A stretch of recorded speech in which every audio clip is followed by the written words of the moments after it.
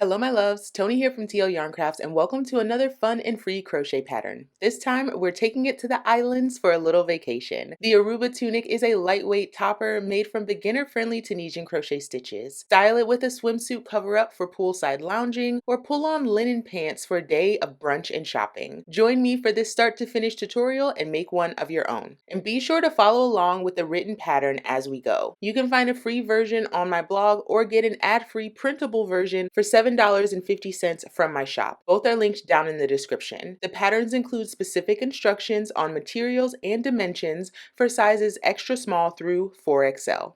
To make our Aruba tunic, we're going to need some yarn. I chose to use Lion Brand's Kobu, which is nearly a 50-50 split of cotton and bamboo. It feels amazing, has that light breathability, but it is a little bit more substantial than Lion Brand's Trubu, so I do find this a little bit easier to work with. It can be a little tricky though with a bit of splitting and slipperiness, so I strongly recommend using a metal hook if you can, something that is not too pointy whereas it might split these stitches. And I also recommend going slow. Mine is worked in two colors, with this tan color being my main color and this green color being my accent, which I'll use for the stripes, but you can go in whichever direction you want to. Make sure to check out the original pattern to see exactly how much yarn you need, and if you're swapping out yarn, look for something that is also a category 3 DK weight that has some amount of cotton and or bamboo in it. In addition, we need a hook. A 5.5mm Tunisian crochet hook with a 40-inch cord is what we'll need today, a pair of scissors, a tapestry needle, and some locking stitch markers, and then we'll talk about blocking at the end. Let's get started. We'll start off with our main color and make a slip knot.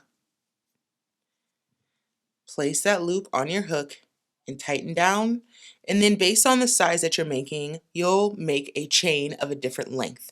I am just doing a small sample here, so make the chain the length that is indicated for the size you're making in the pattern. Now when you're making your chains, we want to make sure we keep them relatively loose. Even my slip knot here has a little space between the hook and the actual knot. So I'm going to yarn over the top of my hook, pull through, but I'm not going to tighten this yarn here. I want to keep this loop loose, and it's keeping this loop loose, not tightening down my working yarn. That's going to keep my chains flexible.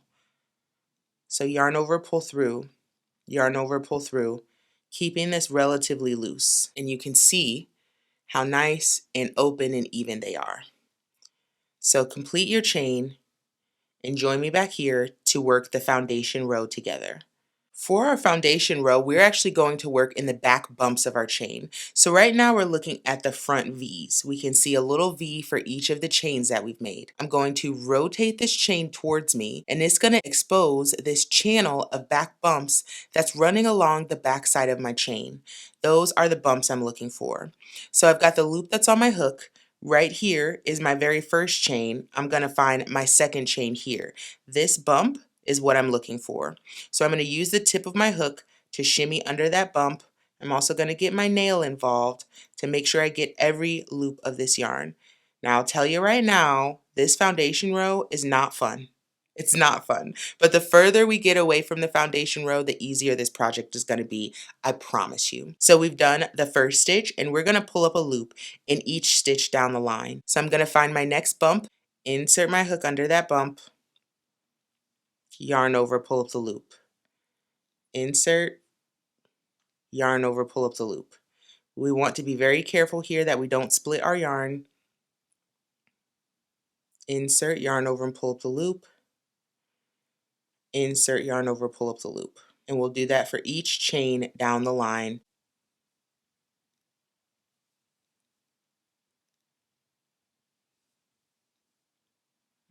Split my yarn, take it out, put it back in, yarn over, and pull up the loop. You should now have the same number of loops on your hook as the number of stitches you started with. And by working in those back bumps, we now have this beautiful ridge of chains here on the base of our work, which is going to be nice because we'll use most of those to seam up the side of our project. So now we need to work these loops off the hook. You'll notice that I scooted my loops up. That's one of the ways that I make my return pass a little faster. I'm going to tighten down this loop here, yarn over my hook, and pull through one loop to start my return pass. This is the only place that I'm placing a chain 1, and then from here I'm going to yarn over my hook and pull through the next 2 loops, just like that. Yarn over, pull through 2 loops. Yarn over, pull through 2 loops. And we're going to do that until we have 1 loop left on the hook. Yarn over through 2 loops, yarn over through 2. You'll notice that I rotate and dip my hook down to scoop through those stitches. Makes it a bit easier. So I'm opening my hook up to the work, scooping down under those stitches to yarn over and pull through 2, yarn over and pull through 2 until there's 1 loop left on the hook.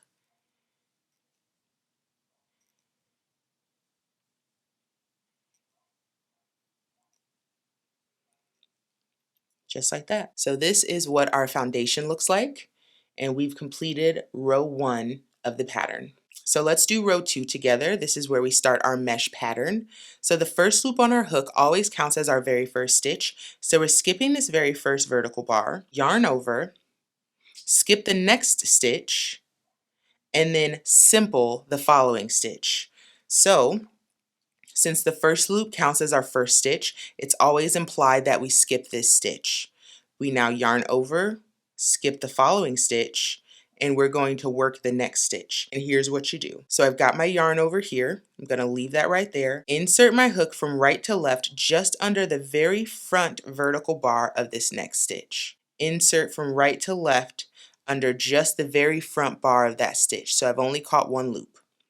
Now I'm going to yarn over and pull up a loop through that stitch. So that's the loop that was on our hook already. This is our yarn over, and this is the stitch we just worked. And we're going to repeat that down the line. Yarn over, skip 1, work 1. Simple stitch right here. Yarn over, skip 1, simple the next. Yarn over, skip 1, simple the next. It'll be important to keep your gauge relatively loose throughout this to make sure you get the correct measurements, but just take your time, yarn over, skip 1, work the next, all the way down the line. Yarn over, skip 1, work the next. Now we're at our last 2 stitches. So I've got a vertical bar here, and I have my last stitch here. I'm going to yarn over, skip this stitch, and now I need to work my last stitch. So let's talk about how we'll do that. That last stitch does have to be worked a very particular way to make sure we get a nice even edge up this side of our work. We have our front bar of the next stitch, which is the one that we're skipping, and then right here on the very side of our work, we can see the front bar of our last stitch, but we actually have 2 bars that we need to catch here. So if we rotate our work, we'll notice right behind this front bar, which is here, we've got a little shadow, is what I call it. A little baby stitch that's about half the height of that front bar sitting right behind it. I call it the shadow. We actually want to catch both of those loops. So here it is from the front, here it is from the side. Again, here's the stitch that we're skipping, right here. Front bar of the last stitch, shadow of the last stitch.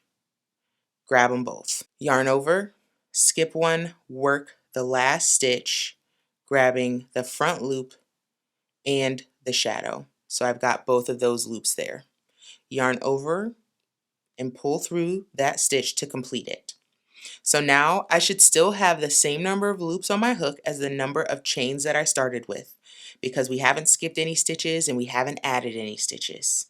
So now I can do my return pass. Always starts with a yarn over, pull through 1 loop first, and make sure that loop stays up nice and high, because that chain actually creates the 2 loops that we're going to work our last stitch into.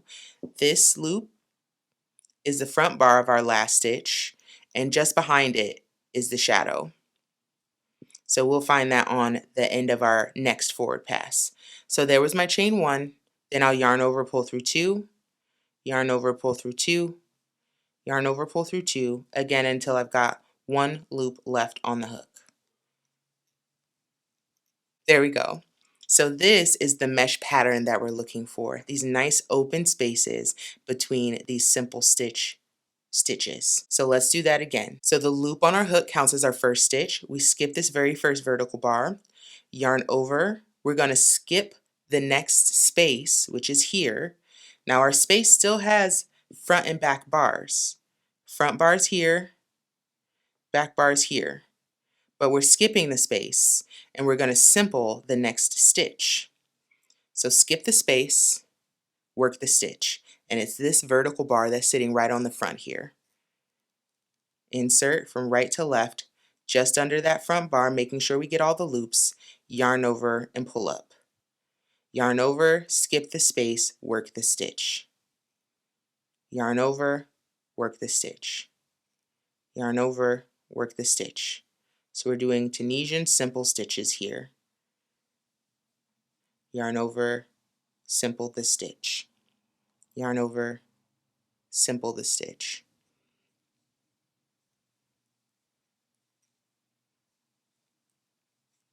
Now we're at the end again. We'll yarn over and let's find our last stitch before we go poking that hook anywhere, because you're going to end up in the wrong place. Let's look at our work, read our stitches, and make sure we're going in the right place. So we've got a space here and we've got our last stitch here. Again, we can very clearly see that very front bar. But if we only go under this bar, we're going to have a real wonky edge over here. Front bar is here, shadow is here, just behind. And we're going to grab both of those. Yarn over, grab the front bar and the shadow, and pull through. Chain one. Now I'm going to show you a little trick. If you're having trouble finding those bars over there, all we need is a stitch marker to make it a little easier for us. You're going to grab your marker. You're going to find the left bar of this chain we just made, as well as the back loop of the chain we just made. So, front bar, right there, back loop, right here. We're going to pop a stitch marker under both of those loops, because that is the front bar and the shadow of our last stitch on the next row. So we've done our chain one, and now we yarn over, pull through 2 and 2 and 2 all the way back again. So far we've completed 3 rows of work, and we know that because we can count the V's on this side. So we've got 1, that was our foundation, here's 2, and here's 3. Let's do row 4 together, and then we'll talk about changing color. So we're going to yarn over, skip the space, work the stitch. So simple this stitch, inserting from right to left, yarn over, pull up the loop. Yarn over, simple the next stitch. Yarn over, simple the stitch. And I say simple the stitch because we're skipping the space and working the stitch. Yarn over, skip the space, work the stitch. Simple stitch goes here. Yarn over, simple the stitch, yarn over, simple the stitch. Keeping our tension loose, going slowly to make sure we don't split our stitches. So here at the end of our row, we'll yarn over, and then we can find this marked stitch. Remember, we've got 2 loops on there, and those are the 2 loops of our very last stitch. So I'm just going to push my hook into where my marker is, and I know without even checking that I'm in the right space for my last stitch. I'll yarn over, pull up that loop nice and high, and at this point I can chain 1, and if you want to keep using these training wheels, you go for it, babe. You don't let nobody tell you you can't use whatever you need to make sure you get this technique down, okay? So you need to use this stitch marker, you go ahead and do it. So let's place it together. We're looking for the left loop and the back loop of this chain we just made. So I'm catching the back loop here and the left loop. All right, so we've got our marker in there, and now we don't need to worry about that last space anymore. We've done our chain 1 already. Now we'll yarn over, pull through 2, and 2 again. And this time we are going to change color at the end of this row. So I want to stop when I have 2 loops left, just like that. I'm going to set my work down. I'm going to keep this color attached, but now I'm going to add in my accent color, which is this pretty green. Now in this section, we're going to do 1 by 1 stripes, which means we'll do a row of green and then a row of tan. a row of green, and a row of tan. And you'll repeat your stripes as it's mentioned in the pattern for your size, because the stripe pattern for each size is a little bit different. Okay, so now we've got our 2 loops left. I'm leaving a nice long tail to weave in later. I'm going to drop this cream yarn to the back, and I'm going to yarn over, leaving that long tail with my green. And now I'm going to pull through those last 2 loops, and I'm now set up to do my next row in green. And I'm running the same stitch pattern. Yarn over, work the stitch. So here's my space, here's my stitch right here. It's that one sitting up right in your face. Simple here. Yarn over, simple. Yarn over, simple stitch. Yarn over, simple stitch. And we'll repeat that down the line. Yarn over. Last stitch, we're going to insert right where that stitch marker is. Pull up that loop, chain 1. At this point, if I wanted to, I could move that marker, but I'm okay. I think I got it now. Now I'm going to yarn over, pull through 2 and 2 and 2 again. Now we are going to change color at the end of this row. Let me show you how that's done. Yarning over, pull through 2 until we've got 2 loops left on the hook. Just like that. I'm going to drop my green, and I'm going to grab my tan. Yarn over the hook. So I'm bringing my tan up from the back. It's already attached. Yarn over the hook and pull through those last 2 loops. And then I'm going to jump right back into my pattern. So you'll continue working this stitch pattern for your entire panel. The pattern has row by row instructions of exactly what rows are supposed to be what colors and how many rows to make for your panel, and you'll make 2 identical panels. So continue on, changing color as written, fasten off where it says to fasten off, and make your 2 panels. Join me back here for the last 2 rows of your panel, and we'll do that together. I've worked a few more rows of my stripe pattern, and now I'm going to pretend I'm at the point where I just have the 2 rows left before my bind off. So for my next row, it's just a repeat of the previous pattern. So again, that's a yarn over, skip the space, work the stitch, yarn over, skip the space, work the stitch. And we'll repeat that down the line. Yarn over, work the last stitch. Again, we've got our very front bar here, rotate, and we've got our shadow here. The shadow is just the back bar of that chain. So we're going to catch both of those. Just like that. Do your turn pass, yarn over, pull through 1 first, then yarn over, pull through 2, yarn over, pull through 2, and yarn over, pull through 2 loops again. There's 1 and 2, pull through 2. Yarn over, 1 and 2, pull through 2. We'll repeat that until we've got 1 loop left on the hook. And now we need to close up these spaces before we do our bind off. And here's how we'll do that. So we've got the loop that's on our hook, still counts as our first stitch. If we open this up, remember there's a yarn over right here. So we've got that front bar and that back bar of our yarn over. We're going to knit the yarn over. Between these 2 bars is the space of the yarn over. Dip your hook down into that space, yarn over, and pull up a loop. And now we're going to simple the next stitch right here. Work the space, simple the stitch. Work the space, pulling that loop up nice and high when we come up out of that space. Simple the stitch. Dip down into the space, yarn over, pull up the loop, and simple the stitch. Down into the space, yarn over, pull up the loop, and simple the stitch. And we're going to do that all the way across the row, working that last stitch just like we normally have been, catching both of those loops. Simple the stitch, work the space. Simple the stitch, work the space. Simple the stitch. We have a space here before our last stitch, so we're going to pull up a loop in that space and then work our last stitch here, catching both loops, just like that. yarn over, pull through both, yarn over, pull through one, then yarn over, pull through two, and two, and two, until there's one loop left on the hook, and then we can do our bind off.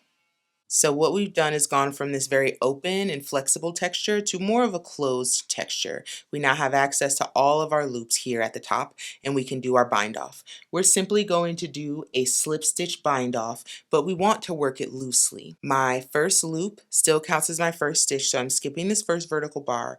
I'm going to insert into the next stitch just like I've been doing for simple stitch. I'm then going to yarn over my hook, pull up the loop, and pull through the remaining loop that's on my hook. So I'm literally slip stitching each vertical bar down the line. Catch the next stitch, yarn over, slip stitch. Catch the next stitch, yarn over, slip stitch. I'm keeping this very loose. I really go slow on this section because when we do our mattress seam, we want a very forgiving seam. If it's too tight, we're going to get puckering along that seam, and we really don't want that. So keep this loose. Yarn over, pull through both loops. Yarn over, pull through both. As I pull through both, there's basically no tension on my yarn. Insert, yarn over, pull through both. Insert, yarn over, pull through both. Keeping that loose, pulling that loop up nice and high as I come out. Insert, yarn over, pull through both. Insert, yarn over, pull through both. Just like that. Got one here. Next stitch is here. And then my last stitch, I still want to catch both bars of that very last stitch. Yarn over, pull up the loop, and pull through the loop that's on the hook. I'll then lift that up and fasten off.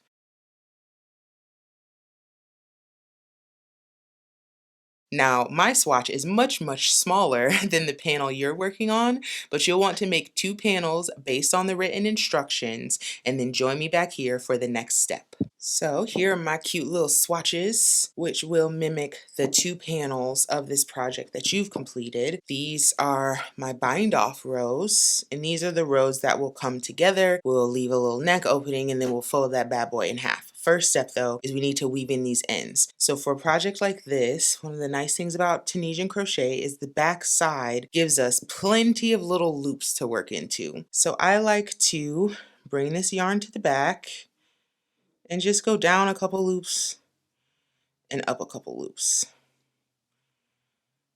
Down a couple and up a couple. And I'll do that maybe like 4 or 5 times.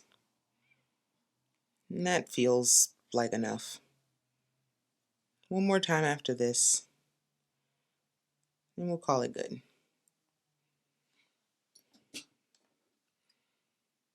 We'll want to weave like colors into like colors. So weave green into green, weave tan into tan. And once you're done weaving in all your ends, we'll talk about blocking our pieces. All right, all of my ends are weaved in, but you'll notice that I'm not getting the full effect of this absolutely beautiful mesh stitch. I'm not getting the full effect of the drape from my project, so I need to block it. 2 blocking mats. You'll need many, many more than that, but 2 should be enough for me. I got these from We Crochet. I'll have a link down in the description. Now it's going to tell you exactly what dimensions to block your project to in the pattern. Here's how I'm going to do it. I'm using knit blockers here, but I also have rust-proof T-pins. Both of these products are going to be linked down in the description as well. In addition to my pins, I also have a garment steamer, which I just hit this little button and it's charging up. I like to block my Tunisian crochet face down because, God forbid, I come in contact with the actual fabric with the hot plate here. It does have the ability to melt or at least fuse some of these stitches together, and we don't want that. I'm going to take my rust-proof T-pins and start building kind of a foundation here. So from here, I'm going to grab the very corner of my work, lay it down, and then open up this side and lay it down. Again, the pattern is going to tell you exactly what dimensions to put yours to.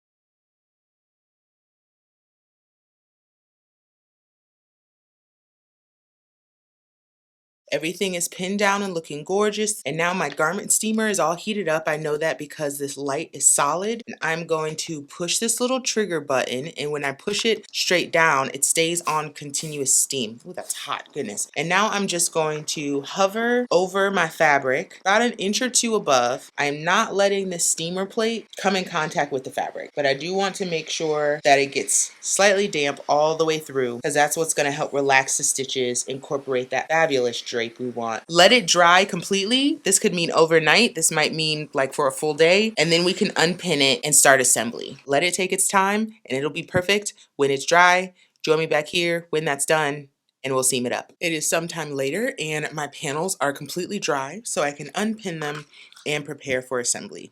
Both panels are unpinned, so I can remove my blocking boards. And just look at this drape, honey. Look at this. Look at this. It's folding like silk. It's melting like butter. Well, we want to bring our bind off edges together to start the assembly of our front seam. Based on your size, you'll need to calculate how far up to work this front seam. Now, what I like to do is go in with my tape measure, go to the length that it says to in the pattern on one side, pop in a locking stitch marker like this. Let's say I was working up to this stitch here, and then I would count these stitches and then count those same stitches over here to make sure that when I put in my mattress stitch seam, I'm going stitch for stitch and I'm not going to be off. Next, let's talk about this cute little seam. So I'm going to do a modified mattress stitch. Now I have a mattress stitch seam video. It's going to pop up right there. You can click on that and do the original mattress stitch seam if you want to. I'm going to do the modified version because it'll help this not pucker quite so much. First step is I'm going to create a length of yarn that is 3 lengths of the seam, and then I'm going to cut the yarn. Thread that onto my tapestry needle. Start here at the bottom, find my bottom stitch, and I'm going to come in from bottom to top through both loops of that stitch, leaving a little bit of a tail so I can weave that in later. So I'm coming in the end of that stitch, come in the end of the same stitch on the other side. Wonderful. In a traditional mattress stitch, I would go down in this same stitch and come up on the next stitch. Instead, to make this a little easier for myself, I'm just going to come up the next stitch.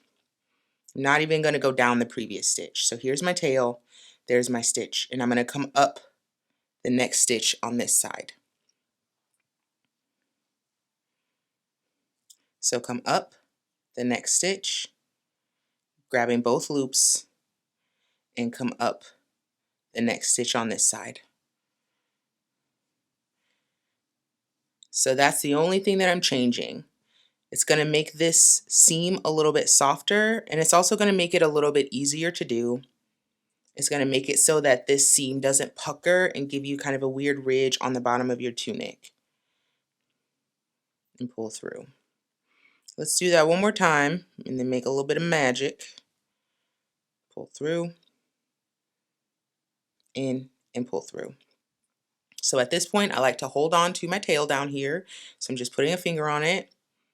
And then when I pull, it'll bring this seam together. Just like that.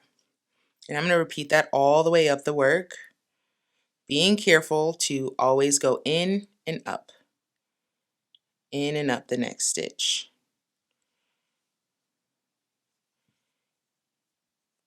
In and up, in and up.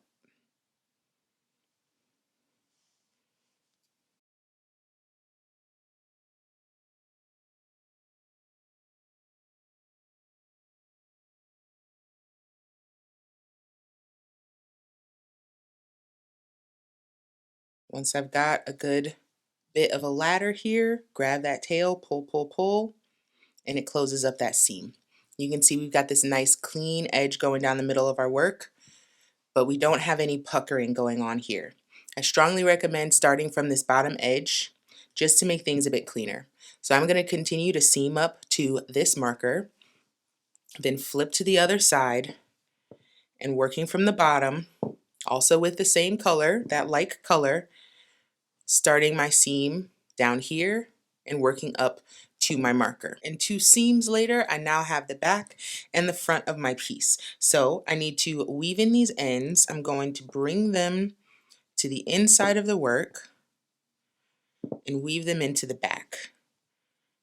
And what I like to do after I've done something like a mattress stitch seam is make sure that I weave in the end away from the seam. So the seam ends here, so I'm going to go back this way and work over some of the loops of the seam as I weave in my end. That's going to make sure that end doesn't pop out, and it's just going to further secure that seam. That's a very secure seam as it is, but never be too secure, you know? So we now have our piece, and we do have a neck opening here. We're going to fold this in half, and we're going to make sure our bottom seams meet each other. So what's happening here at the neckline is that the V in the front is slightly deeper than the V in the back, and that's what allows you to poke your head out and let this lay nicely over your shoulders. Last step here is to seam the sides. Now I usually, because we're going to do a mattress seam here as well, just fold it just like this. I'll then measure, mark, count the stitches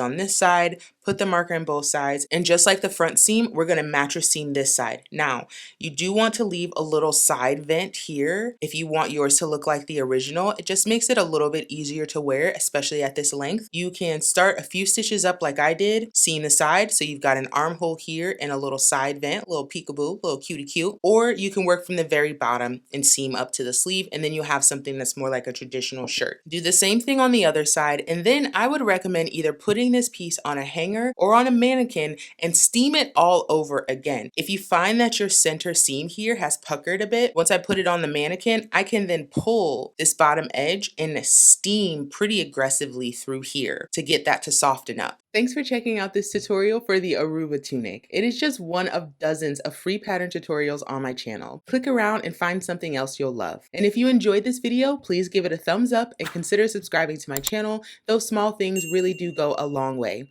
Thanks so much for watching, and I'll see y'all next time. Bye!